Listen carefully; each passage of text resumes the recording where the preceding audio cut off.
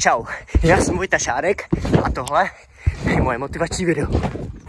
Je mi 19 let a pocházím z Brtve. Už od dětství jsem byl proaktivní v oblasti sportu. 8 let jsem hrál fotbal, který mě naučil disciplíně a týmovému duchu. Od 8 let se aktivně věnuji šachům, díky kterým jsem se naučil trpělivosti a koncentraci. Dále hodně sportuju, od lyžování až po fitko.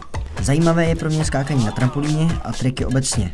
Jsou pro mě dokonalým tréninkem na překonávání strachu. Poslední 3 roky si dávám každoroční výzvy v oblasti běhání. Začal jsem maratonem, dále Goggins Challenge, která spočívá v uběhnutí 4 mil každé 4 hodiny po dobu 48 hodin. A minulý rok jsem zaběhl svůj první ultramaraton v terénu. Tyhle výzvy pro mě znamenají posouvání mentálních hranic a schopnost zvládat diskomfort. Za covidu jsem se naučil stříhat videa. Na můj YouTube kanál jsem poté nahrával videa z videoher. Zároveň jsem stříhal pro podcast MJTV, kde videa nazbírali miliony zhlédnutí. Minulý rok jsme se se spolužákem koupili stánek, stroj na cukrovou vatu a popcorn, s kterým objíždíme dětské akce po okolí. Letos se nám například podařilo dostat se až na Colors of Ostrava. Prej je fajn ukázat nějaký knížky, které už jsem přečet. Tak tady jsou některý z nich.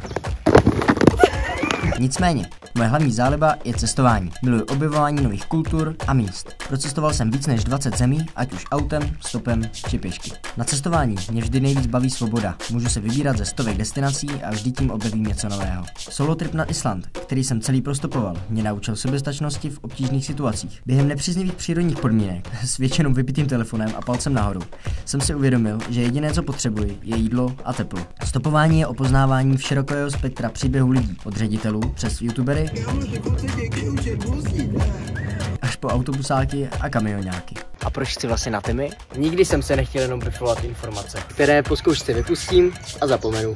Tím pádem Je pro mě vaše forma samostudia dokonalou volbou. Takže tohle jsem byl já a teď to je na vás.